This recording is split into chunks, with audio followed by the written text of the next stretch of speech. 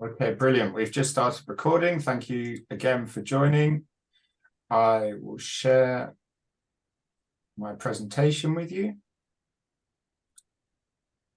There, now that should be showing on the full screen. Can everyone see that? Yes. Yes? Okay, fantastic.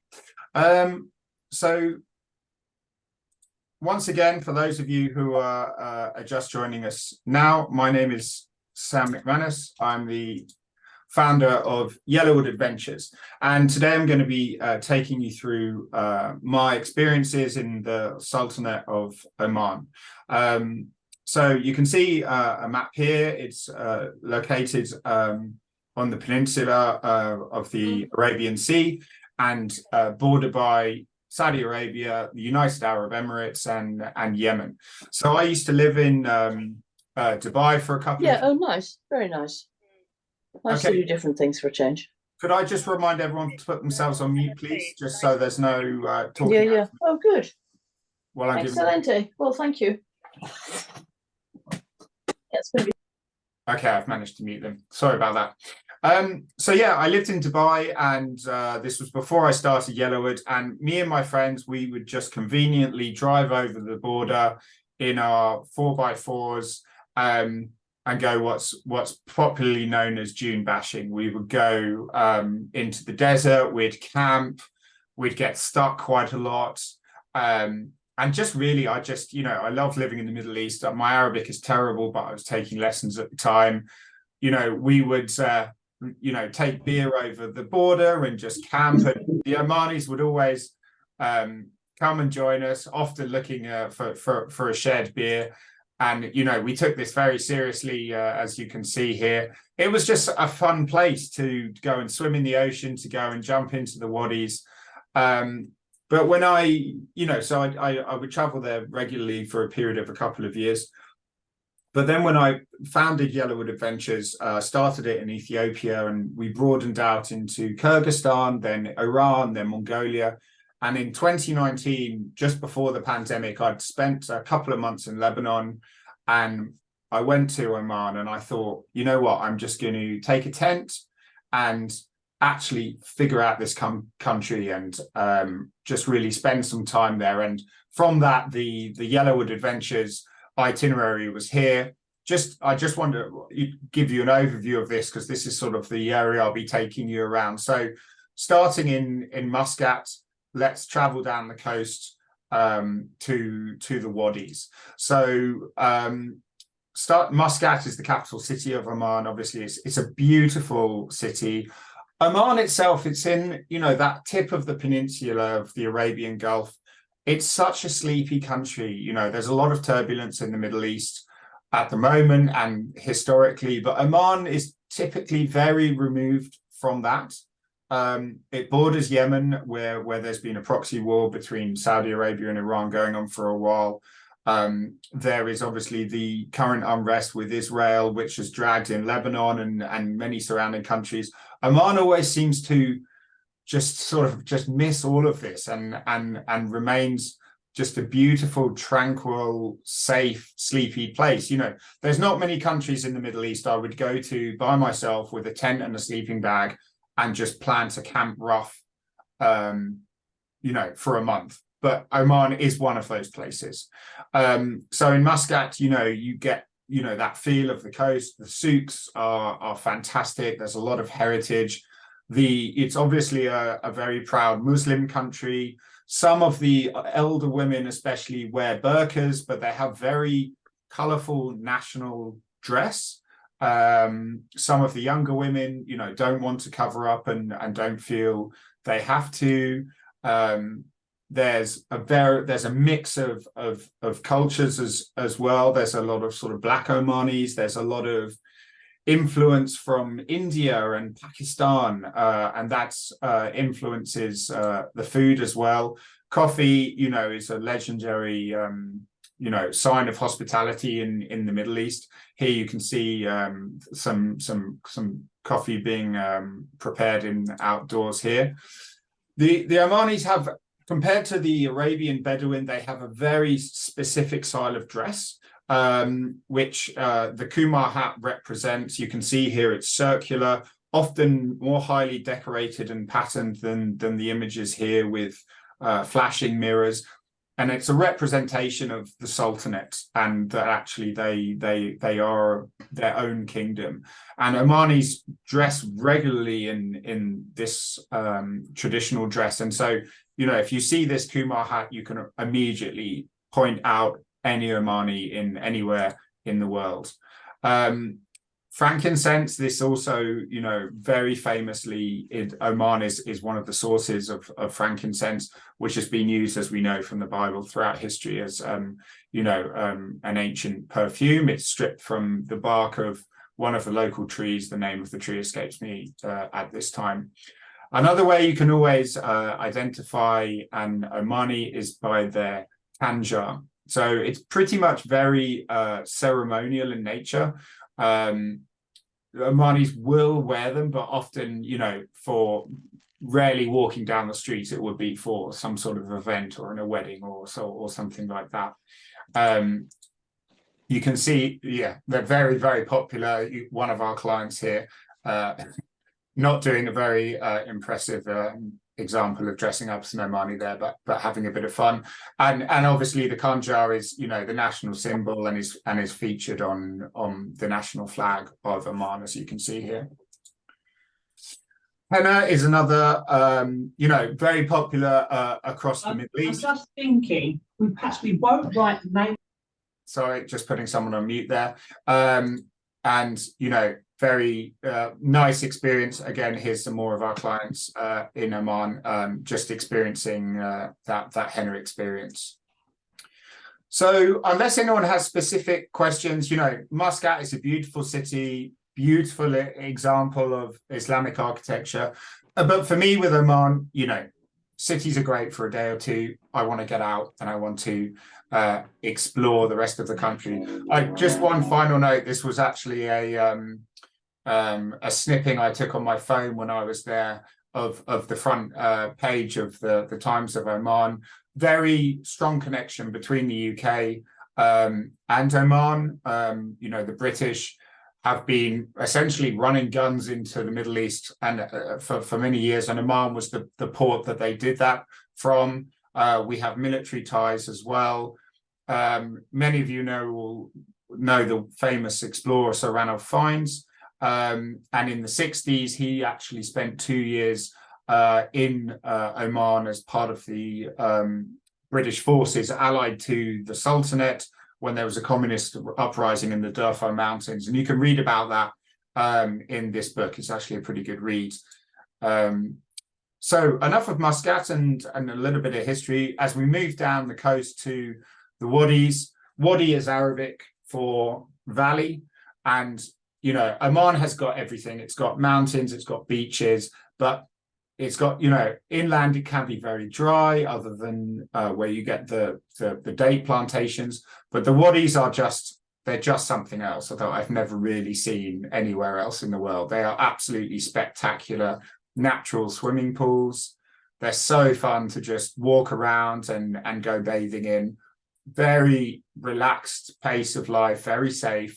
Just beautiful to explore. Here's one of our groups from earlier this year. Some of the wadis you need to take a short boat to, but then you can take quick swims. They're just extremely peaceful, beautiful places.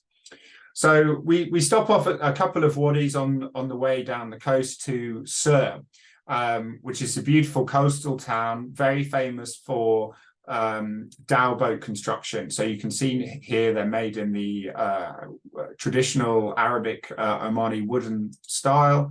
You can go and visit the boatyard. It's a photographer's paradise. Something slightly controversial is located just outside of Sur are turtle sanctuaries. So you get a lot of turtles in Oman. Our clients have had very mixed reviews about going to see these sanctuaries, because a lot of especially local Omani tourists and other tourists from the Middle East will go, not respect the turtles, actually disrupt them to try and see the hatchlings, and it has turned into a bit of a mess. So we have removed that from our itinerary at the moment. That being said, there are ways to view the turtles that are much more considerate. If that's something you're interested in, please do speak to me afterwards. Now let's move into the desert. So in our itinerary, we are covering two sections of desert. Obviously, the Rub' Khali is known as the empty quarter from Saudi Arabia, which is one of a huge expanse of desert, which borders Oman. This here image, this incredible image we're looking at, is known as the sugar dunes because of the very white nature of the sand. It's not that common to be visited actually when people go to Oman. You have to drive off the sort of traditional tourist route, which we do because we think it's absolutely unmissable.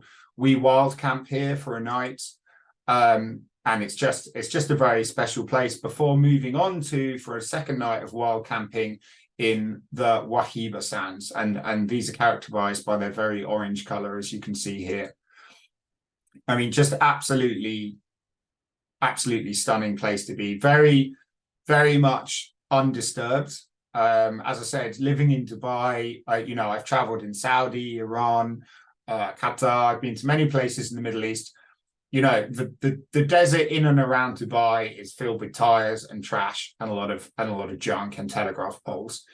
The Omani desert remains untouched. It's absolutely stunning. You can do camel rides. You can obviously meet with the Bedouin. It's less common, and we really have to try quite hard to arrange that in Oman. Oman's a rich country. People have a good standard of life.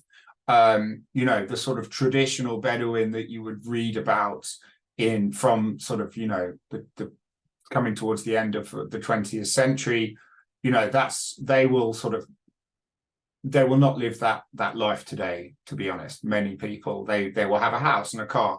They will return to the desert with their camels and set up tents, but it's more of a rarity now because of much of the oil wealth that has come to the Middle East. That being said, it is still very much, you feel like you're stepping back in time into a wild, untouched part of the world, and it's absolutely wonderful. There's a lot of camps available, like the one you can see here. They have a very nice level. We actually changed this from our itinerary because some clients had said it was too soft and too easy, and actually they wanted to get away from the other tourists and just wild camp, which is why we've actually gone back to sort of just for a couple of nights, a bit more. We've gone back into the wild, to be honest, just so you can really get a feel of the desert. Almost, luxury can slightly ruin that. So we'll drive out with our 4x4s, with our local partners and make our own camps.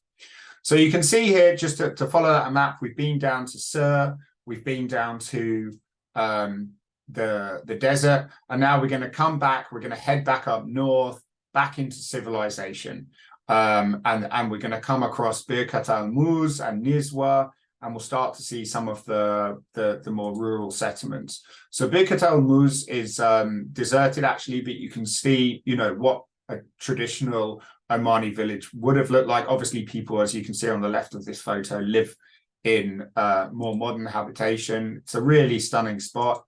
And then we move on to the fort of Nizwa, learn about the history there, learn about more of the traditional architecture of the fort.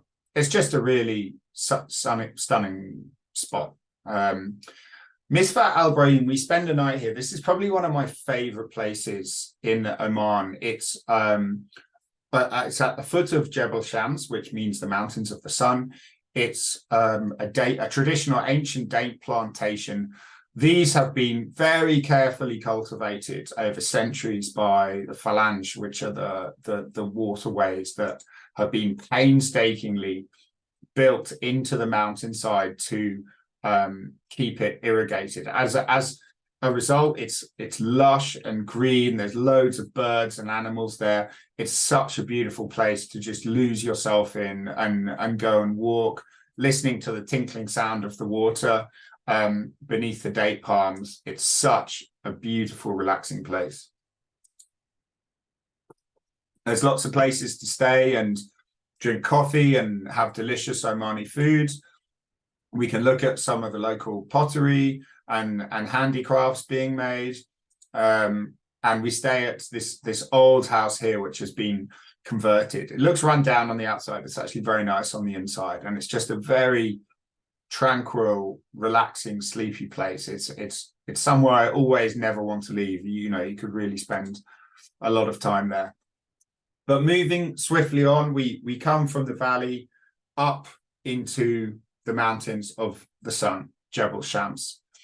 This isn't, you know, the tour we do in Oman isn't, you know, there's obviously hiking options available. The one we do is more of a cultural tour. We drive up there and you can walk along what's known famously as the balcony walk, and you can see right down into this huge valley to the wadis below. It's not that strenuous, and it's actually a radial hike anyway, which means you go and come back along the same route. So if you're getting hot or a bit tired, you can just turn back to the minibus. But yeah, the views in the background, very dry, very arid, as you can see, but these are the highest mountains in the country. This is one of our tour groups, as you can see, just joking, those mountain goats. Here's a couple of clients that are walking along the radial hike, where you get to hear, this must have been out of season, because in the monsoon season, there's actually a river that comes, and there's a huge waterfall that will come down and drop down here that you can get very close to. But that is obviously seasonal dependent. And it's just an amazing place. I've been up there probably 2 or 3 times now. It's a lovely, lovely place to walk if you like mountains, and it's just, yeah, it's quite something. You really have to experience it. I don't really think these photos are capturing the vastness and the scale of this place. It's worth a look. You'll notice the contrast in Oman as well. You get very arid deserts, very arid mountains, but then lush pockets of vegetation that spring up in the wadis wherever you get a water source. So coming back down from the mountains of the sun, you know, you'll come into terrace landscapes of agriculture, and you know, back down on the ground, you'll be back with you know, naturally growing shrubbery and plants and everything. And that will take you down to Wadi Bani Earth, which is known as Snake Canyon, because it's one of the largest canyons in Oman, and sort of snakes through the mountainside, as you can see here, eroded over millions of years of water erosion. Just before I move on to this, there are other mountain ranges in Oman. There's the Jebel Akhdar, which is the Green Mountains, known as. Very beautiful also. We don't include them in our sort of standard cultural itinerary as standard, because the Jebel Shams are just so much more impressive. That being said, I have been to the Jebel Akhdar, and it's worth a visit. We could always arrange a private viewing if that was of interest. So Snake Canyon, you can drive up to one of the openings, which you can see here, and go in. It's very difficult to navigate, because once you're inside, you know, this is me with a more adventurous group where we actually went canyoning. But, you know, you need specialist equipment then, you need ropes, you need professional guides, you know, showing you what to do and looking after you. Great fun, but that's a different type of adventure. You can visit Wadi Bani Earth without, you know, getting kitted up like this. And in fact, that month when I went back to Oman, I just happened to be in the right place at the right time, because I was just doing a recce trip, or a fan trip, we would call it, a familiarization trip.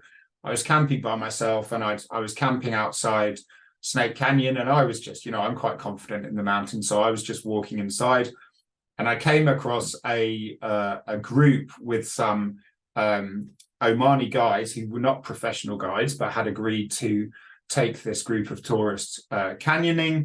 And one German lady had jumped into a pool and misjudged the water level, and she shattered her ankle, and she was stuck about an hour up the canyon. And she was, by the time I reached her, because they had come down and didn't even have a phone, I luckily had a local Omani SIM card with me, was able to call my local contacts in Muscat, get them to send an ambulance up. And so I went up the canyon with them. They hadn't even put her ankle in a splint, so I splinted up her ankle. She was going into hypothermia because she was obviously very cold, even though she was in a wetsuit. She hadn't been moving for an hour, and we had an hour of daylight left. So luckily I was able to walk her out of there, but just being in the right place at the right time. The local Omanis she was with were not qualified guides. They couldn't get her out, and things could have gone very, very differently for that lady in question. She made a full recovery. We're actually still in contact. She bought me dinner in London last year, which was very nice of her. But so the only thing I would say is, if you're going to do these more adventurous trips in Oman, please do check the company you're working with and make sure you've got professional guides looking after you, because you are going out into the wilderness, make no mistake. So we've sort of traveled quickly round the coast, through the deserts, up into the mountains, down through the mountains to Wadi Baniyaf, and we're going to head back to Muscat. But before we fly home, we're going to visit the protected Ad Daminiat Islands. It's just a boat ride out from Muscat. These are protected islands. Civilization, no one's allowed to live there. Home to lots of wild bird species, to tropical fish. You can obviously just come out and spend the day in the boat snorkeling. Great way to look at turtles, for example, and tropical fish. This is, of course, weather dependent. I have had a group in Oman where we had to cancel that section of the tour on that day because there was rough weather and it wasn't safe to take a boat out and go snorkeling. That was extremely bad luck, I have to say. But safety first in all aspects. So I'm just doing a whip through. This is just a half an hour presentation to sort of give you a flavor of the country. But so we've sort of stuck to the main area around Muscat and down to Sur and in the mountains. If you look up at the very north of this map, you can see north of Dubai, actually that tip of that peninsula listed here as Kasab, more commonly known as Musandam, is also owned by Omani, or it's Omani territory. Musandam is known as the fjords of Oman because it's a beautiful place to take a dhow boat, and there's dolphins and go snorkeling and things. We can arrange an add-on itinerary to include that. If you notice, going back to the British connection, that peninsula juts out into that bend of that goes around near Iran. That used to be, there's a little place called Telegraph Island there, and it was, if you were stationed there in the UK, often people will go a bit bananas given the remoteness of the location, and that's where the phrase round the bend actually comes from in colloquial English. If you look way down in the south, right next to the Yemeni border, you can see Salalah. And that really, we've got a group scheduled confirmed departure going to Oman in February in 2024. A couple of clients are actually flying down for 4 days just to spend time in Salalah before they join the tour. Really not that commonly visited, because you normally have to get a flight to drive down from Muscat. That you're talking at least 2 to 3 days of hard driving. But Salalah has got, if you think the beaches are good in the north, the beaches in the south are just something else. Really untouched, very tropical, more tropical, lush region. In the monsoons that hit Oman after the very hot summer months, the mountains go a lush, vivid green that you will not see anywhere else in the country. So it's even sleepier, if you can imagine that. And definitely worth a view. Incredibly picturesque. The swimming is just off the chart. Just an absolutely beautiful place. This is a blast from the past. This is a photo of Wilfred Thesiger, one of the last great modern explorers of our any time.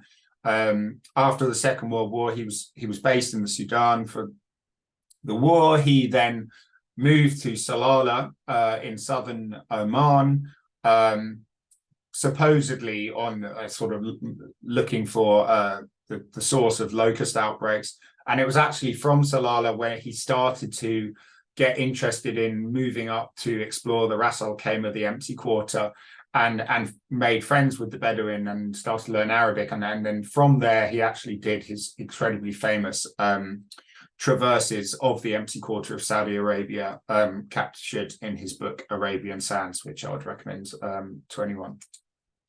Oh yeah, as mentioned, Musandam on that northern tip, lovely place. It's actually it's a bit of a pain to drive to from Muscat, because you have to go through the United Arab Emirates border twice, and that can take a bit of time. It's actually much quicker to fly up from Muscat, although if you're flying into Muscat via Dubai, which you know, if you're flying Emirates, often people will hop over. From Dubai, it's actually very easy to get to Musandam, and there'll be lots of day tours going. So that's another option as well. Definitely worth a look. So that concludes a very quick presentation of, you know, the itinerary that I've chosen to give you the best of Oman in about 9 days. We have several departures, and these are just open group departures, by the way, going this year. By open group, I mean, you know, we've got set dates. You can buy a ticket. If most of our clients are solo travelers, in fact, if you don't want to pay the optional single supplement for your own hotel room, you can twin share with another solo traveler. That being said, about 50% of our business are bespoke tours as well. So if you like what you've seen or want to combine it with Musandam and Jebel Akhdar or something else, and you've got a private family tour or a group of friends, we can obviously arrange a private trip for you on that basis as well. So that's sort of the general overview of the country. It's a place I love to return to. I'm not sure I've done it justice in this quick presentation, but I hope it gives you at least a flavor of what to look for, some things to expect. The Omani people are deeply kind and hospitable, and you know, you never know who you're going to meet there, but you always meet someone. And it's just, you know, really is an excellent country. So I'm not sure if anyone has any questions or any comments at this stage.